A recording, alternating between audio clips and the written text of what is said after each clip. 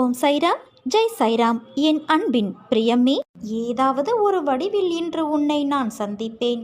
என்னை அலட்சியமாக எண்ணாதே குழந்தையே. உன் மிகப்பெரிய பிரச்சனை இன்று முடிவுறப் போகிறது.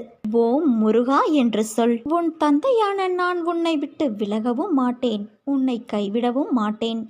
உன் வீட்டில் தேவைகளுக்கு குறைவு வராமல் காப்பாற்றுவேன். என் வார்த்தைகளை நம்பு.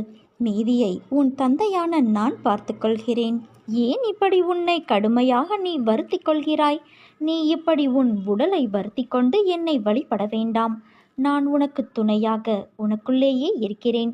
அப்படி இருக்கையில் நீ படும் துயரங்களை நான் அறிய மாட்டேனா? நான் உன் வேண்டுதலை என்றும் அலட்சியப்படுத்தியது இல்லை. ஆனால் நீ இப்படி உன்னை வருத்தி கொள்வதை என்னால் தாங்கிக் கொள்ள முடியவில்லை.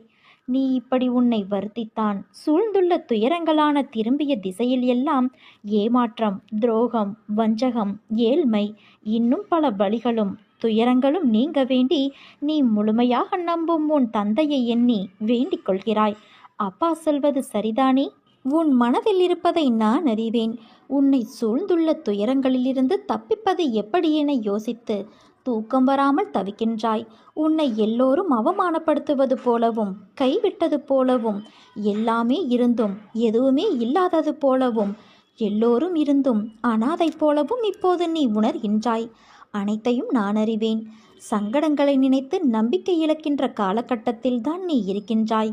உன் கர்ம வினைகளின்படி இது உனக்கு உண்மையான சோதனையான காலம்தான். நான் இல்லை என்று கூறவில்லை. ஆனால் உன் கர்ம வினைகளை அழித்து அதை உனக்கு சாதனை காலமாக மாற்றத்தான் நான் இங்கு போராடி கொண்டு இருக்கிறேன். இன்னும் சிறிது காலத்திற்கு சங்கடங்களை சகித்துக்கொள். உன் நம்பிக்கை என்னும் சக்தியை ஒன்று திரட்டி உன் துயரங்களை கண்டு அஞ்சாமல் போராடு. இது நீ திடமான சிந்தையை தக்க வைத்து கொள்ள வேண்டிய காலகட்டம். இறை நாமத்தை உச்சரித்து கொண்டே இரு. எல்லாம் கூடிய விரைவில் மாற்றியமைக்க அப்பா நான் இருக்கிறேன். உன்னை தவிக்கவிட்டு உன் தந்தையான நான் எங்கே போவேன்? உன் வழிகள் என்ன, எப்படி என்று நான் உணராமல் இருப்பேனா? நீ கொஞ்சம் யோசித்துப்பார். நீ வளர்ந்து என் பிள்ளையாய் இருக்கலாம். ஆனால் தாயின் கருவறையின் அணைப்பில்தான் இன்றும் என்றும் இருக்கிறாய். அதையும் மீறி நீ உணர்கிறாய் என்றால் என்ன அர்த்தம்? உன்னை வாழ்வில் மேலோங்க உன் சுய சிந்தனையும் முடிவும் எடுக்கும் பக்குவமும் வரவேண்டும். அதனால்தான் எட்டி நின்று பார்க்கிறேன். நீச்சல் தெரியாமல் துன்பத்திலும் வழியிலும் தத்தளித்த நேரத்தில் உனக்கு நான் பக்கத்தில் நின்றேன். இன்று நீச்சல் ஓரளவிற்கு உனக்கு தெரிந்துவிட்டது. இனிமேலும் உன் அருகில் நான் இருந்தால் எல்லாவற்றிற்கும் என் அப்பா செய்வார் என்று இருப்பாய். நான் சொல்லும் அனைத்தும் உனக்கு சரியா தவறா என்று ஆராயாமல் இருந்த என் பிள்ளையின் மனம் எனக்கு தெரியும். ஆனால் உன் வாழ்க்கையில் நானும் உன்னை சுற்றி நிறைய மக்களும் உள்ளார்கள். அவர்கள் அப்படி இருப்பார் என்ற உத்தரவாதம் இல்லாத போது நீ அந்த மனநிலையை விட்டு வெளியே வர வேண்டும். அதனால்தான் ஆற்றில் உன்னை இறக்கிவிட்டு அருகிலிருந்து அமைதியாய் உனக்கு நான் உணர்த்தி கொண்டு இருக்கிறேன். இது உன் நல்லதுக்காக. உன்னை உயிராய் நினைக்கும் உன் தந்தையான நான் எப்படி உன்னை விட்டு செல்வேன்? உன்னை விட்டு நான் எப்போதும் விலக மாட்டேன். என்றும் என் அரவணைப்பில் நிம்மதியான நோயற்ற வாழ்வு பெற்று சுபிட்சமாய் வாழ்வாய். இது என் சத்திய வாக்கு. உனக்கு துன்பம் என்ற ஒன்று வந்தால் அதற்குரிய தீர்வும் உதவியும் ஏதோ ஒரு வகையில் உன்னை வந்து சேரும். உன் தந்தையான என் மீது நம்பிக்கை கொள். ஏதோ ஒன்றை அடைவதில் மட்டும்தான் நிம்மதி கிடைக்கும் என்று நினைக்காதே. சிலவற்றை இழந்தால் கூட நிம்மதி கிடைக்கும். அதைத்தான் நான் உன்னிடமிருந்து உன் தந்தையான நான் விலக்கியுள்ளேன். வாழ்க்கையில் நாம் போகின்ற பாதையில் தடங்கள் வராமல் இருந்தால் நீ சரியான பாதையில் போகவில்லை என்று அர்த்தம். பாதையில் வரும் தடங்கள்தான் உன்னை முன்னேற வைக்கும். முன்னேற்றத்திற்கு வழிவரும் இடங்கள்தான் உன்னை நகர்த்தி பார்க்கும் தோல்வி ஒன்று. அந்த தோல்வி உன்னை தாழ்த்தவோ வீசவோ அல்ல குழந்தையே. இருந்த நிலையிலிருந்து உச்சாணி உயரத்தை தொடுவதற்காக. என்றும் பழுத்த காயாகவோ கனியாகவோ பட்டு போய் விழமாட்டாய். நீ கீழே விழுவது வீழ்ச்சியல்ல, விதையாய் கீழே உன்னை நான் தான் தூவுகின்றேன். அப்படி தூவிய விதையான உன்னை வரலாறு காணாத உயரத்தில் உயர்த்த எடுக்கும் புது முயற்சிகள்தான் அவை. உனக்கு புதியது. அதனால் அவைகள் உன்னை தள்ளாட வைக்கும். ஒரு விதை மண்ணில் விழுந்து சிறிது காலம் தன் வளர்ச்சிக்கு வெளியில் தான் இருப்பதை காட்டிக்கொள்ளாது. பிறகு செடியாய் மரமாய் வளரும். அப்படி தன் வளர்ச்சியை காண்பிக்க முதலிலே தன் இருப்பிடத்தை பலமாக்கிக் கொள்ளும். அப்போது அது எதிர்நோக்கும் பிரச்சனைகள் நிறைய இருக்கிறது. அதே போலத்தான் நீயும் இருக்கின்றாய். நீ விழுந்திருக்கலாம், ஆனால் அதை தோல்வி என்று கருதாதே. எழுந்து வானமாய் படர்ந்து நிற்கும் அளவிற்கு நீ உயரப் போகிறாய். அதற்குத்தான் இந்த சிறிய சறுக்கல். சறுக்கல் என்பது கீழே விழுவதற்கல்ல, மேலே உயர்ந்து செல்ல. உன்னை விதையாய் உன் வாழ்க்கையில் புதிய பாதையில் உன்னை நான் தூவி இருக்கிறேன். சிறிது கடினமாக இருந்த வழிகள் உனக்கு அது உணர்த்தும் பாடமாக இருக்கலாம். ஆனால் நிச்சயம் நீ உயர்வாய் என் குழந்தையே. என்ன இப்படி சொல்கிறீர்களே என்கிறாயா? நான் சொல்வது கால நேரம் பார்த்து சொல்கின்ற சொல் அல்ல, எந்த காலத்தில் நடக்கும் என்ற சொல். எதிர்காலத்தில் உன் காலம் என்று சொல்லப்படும் அளவிற்கு நடக்கும். அதற்கு மறைமுகமாக நான் சொல்லும் சொல் எதிர்காலம். கொஞ்ச தூரம்தான் இருக்கிறது, அதனால்தான் தாமதமாகிறது என்று நினைக்கிறாயல்லவா? ஆனால் அது தாமதமில்லை. உன்னை நீ தயாராக்கிக் கொள்ளும் காலம் இது. வெற்றிக்கான காலம் வந்துவிட்டது. இதில் நீ நிச்சயம் ஜெயிப்பாய். இந்த உலகமே தலைகீழாக மாறலாம், ஆனாலும் நாம் வழி தவறிவிடக்கூடாது. நம்முடைய நிலையிலேயே உறுதியாக நின்று கொண்டு அமைதியாக இவ்வுலகை வேடிக்கை பார்க்க வேண்டும். எதிலும் பொறுமை, எங்கும் பொறுமை கொண்டிரு. உன்னிடத்தில் அனைத்து நல்ல பண்புகளையும் நான் கொடுப்பேன். உன்னுடைய கர்ம பலனை நான் கழித்து வருவதால் உனக்கு எல்லாமே தாமதமாகிறது. நம்பிக்கையை மட்டும் கைவிட்டு விடாதே. என்னை நம்பு. யார் கைவிட்டாலும் நான் உன்னை கைவிட மாட்டேன் குழந்தையே. நீ நம்பிக்கையோடு இரு, நல்லதே நடக்கும். அப்பா, நான் என் சுதந்திரத்தை இழந்து பல வருடங்கள் ஆகிவிட்டன. என் வாழ்வில் எனக்கு எப்போது சுதந்திரம் கிடைக்கும் என என்னிடம் கேட்கிறாய். நீ விட்டு சென்ற கடமைகளை தீர்க்கத்தான் பிறவி எடுத்துள்ளாய். உன் கடமைகளை நீ செய்யும்போது உன் சுதந்திரம் இழந்தாய், உண்மைதான். ஆனால் உன் கர்ம வினையை தீர்த்து சுதந்திரத்தை திரும்ப பெறுவாய். வாழ்வில் நீ காண வேண்டிய பல மகிழ்ச்சியான நிகழ்வுகள் அடுத்தடுத்து வரப்போகின்றன. சுதந்திரமாய் அந்த நிகழ்வுகளில் நீ நல்ல உள்ளங்களோடு ஒற்றுமையாக இருந்து மகிழ்வாய். உன் கோபத்தை குறைத்துக்கொள். அவசியமற்ற உரையாடல்களை தவிர்த்துவிடு. எல்லாம் ஜெயமாகும். என்னை எவன் மிகவும் விரும்புகிறானோ அவன் எப்போதும் என்னை காண்கிறான். என்னை விட்டு நீங்கினால் இந்த உலகமே அவனுக்கு சூனியமாக தோன்றுகிறது. என் கதைகளைத் தவிர பிறவற்றை அவன் கூறுவது கிடையாது. இடையறாது என்னையே தியானித்து என் நாமத்தையே ஜெபம் செய்கிறான். முழுமையாக தன்னை என்னிடம் சமர்ப்பித்து என்னையே எப்போதும் எவன் நினைவில் கொள்கிறானோ அவனுக்கு நான் கடன்பட்டதாக உணர்கின்றேன். அவனுக்கு விடுதலை அளித்து என் கடனை தீர்ப்பேன். என்னை நினைத்து எனக்காக ஏங்குபவனையும் எதையும் முதலில் என்னை நினைக்காமல் உண்ணாதவன் பாலும் நான் சார்ந்திருக்கின்றேன்.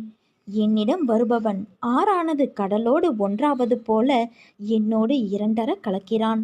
பெருமையையும் அகங்காரத்தையும் விட்டொழித்துவிட்டு எல்லளவும் அவற்றின் அடையாளம் கூட இல்லாதபடி விலக்கி உன் இதயத்தை அமர்ந்து கொண்டு இருக்கிற என்னிடம் உன்னை பூரணமாக சமர்ப்பித்துவிடு. நீ தொலை தூரமோ எங்கெங்கேயோ என்னை தேடிக்கொண்டு போக வேண்டாம். உன் நாமத்தையும் ரூபத்தையும் நீக்கினால் உனக்குள்ளும் அதை போன்ற அனைத்து ஜீவராசிகளுக்குள்ளும் உளதாயிருக்கும் உணர்வு அல்லது ஸ்தாபிக்க பெற்றிருக்கும் உணர்வு நிலை காண பெறுகிறது. அது உன் தந்தையான நானே ஆகும்.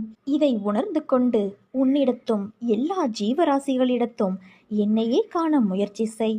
இதை நீ பயிற்சி செய்தால் சர்வ வியாபகத்தை உணர்ந்து என்னோடு ஒன்றாகும் நிலையை நிச்சயம் நீ பெற முடியும். உனக்கு ஏதாவது வேண்டுமானால் கடவுளிடம் கேள். உன் தந்தையான என்னிடம் கேள். இவ்வுலக கௌரவத்தை விட்டுவிடு. கடவுளின் அருளையும் ஆசியையும் பெற முயற்சி செய். என் சந்நிதானத்தில் கௌரவம் அடை. உலக கௌரவங்களால் வழி தவறிவிடாதே குழந்தையே. உன்னை மாற்ற வேண்டும் என்ற என் விருப்பத்தினால்தான் இந்த நிகழ்வுகள் எல்லாம் உன்னை எட்டி பார்க்கிறது. உன்னிடம் நிறைக்குறை என்ன என்பதை சூழ்நிலைகளில்தான் உணர முடியும். அதை புரிய வைக்கத்தான் இவ்வளவு நிகழ்வுகளை நான் நடத்தி வைக்கின்றேன். நீ நிச்சயம் ஜெயமாக வாழ்வாய் என் குழந்தையே. என் பரிபூரண அருளும் ஆசிர்வாதமும் அன்பும் எப்போதும் உனக்கு உண்டு. உன் அம்மாவாக அப்பாவாக என்றும் உன்னை என் இருதயத்தின் கருவறையில் சுமந்து அரவணைத்து வளர்ப்பேன். உன்னுடைய மனவேதனைகள் அனைத்தும் மிக விரைவில் உன் மனதை விட்டு மறைந்துவிடும்.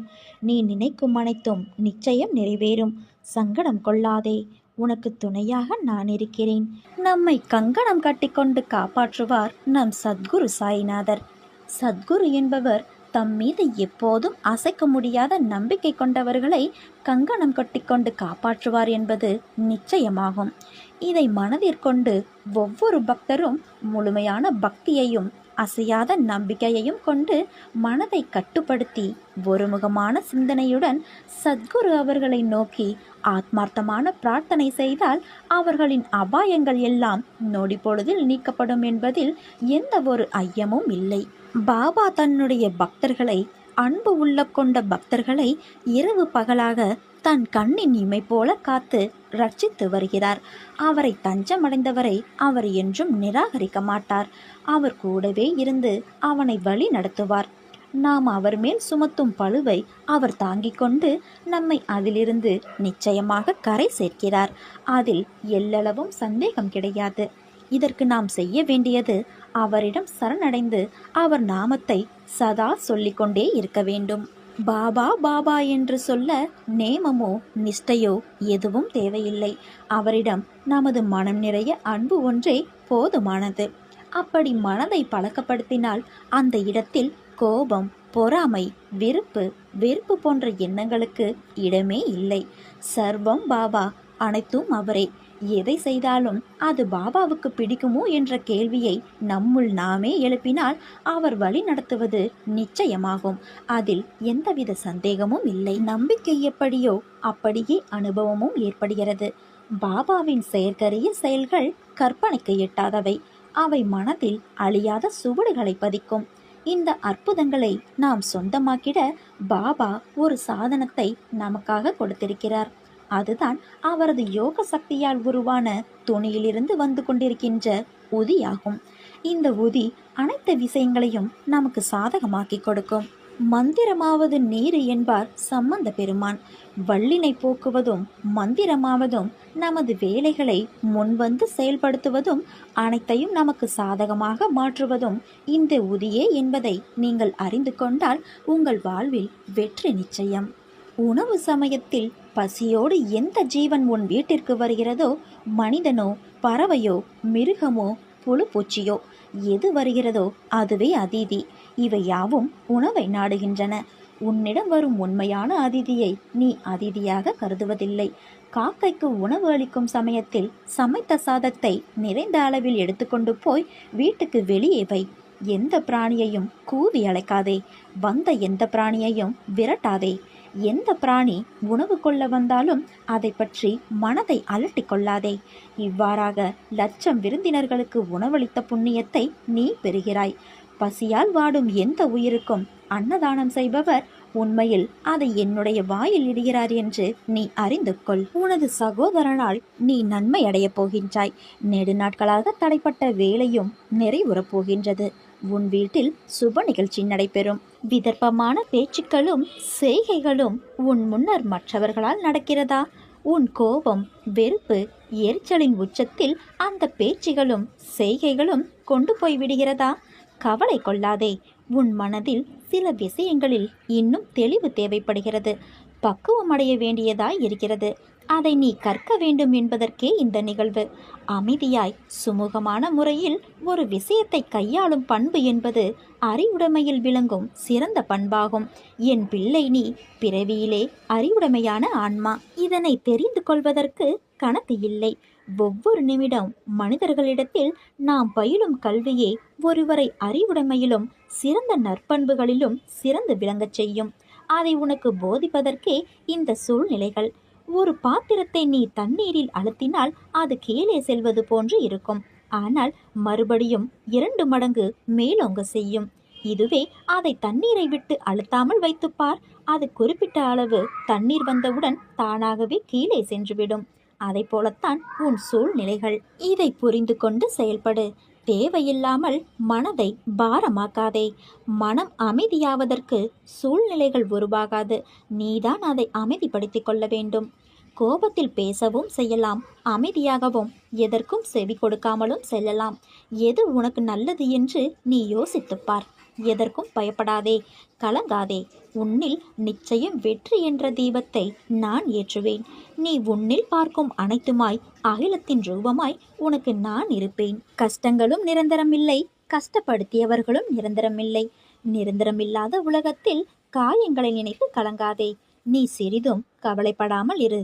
எந்த ஆபத்திலிருந்தும் நீ முழுமையாக காப்பாற்றப்படுவாய் என்பதில் உனக்கு எந்தவித சந்தேகமும் வேண்டாம். நான் உன்னுடன் எங்கும் எப்போதும் இருப்பேன். நீ ஒரு சிறு தவறு செய்ததன் காரணமாக விவாதம் ஏற்படும். ஸ்ரீ சாய்பாபாவின் ஆசையை நீ கேட்டு பெறு. ஸ்ரீ ராம அவதார தினத்தின் அடுத்த நாள் உன் வேலை முடிவரும்.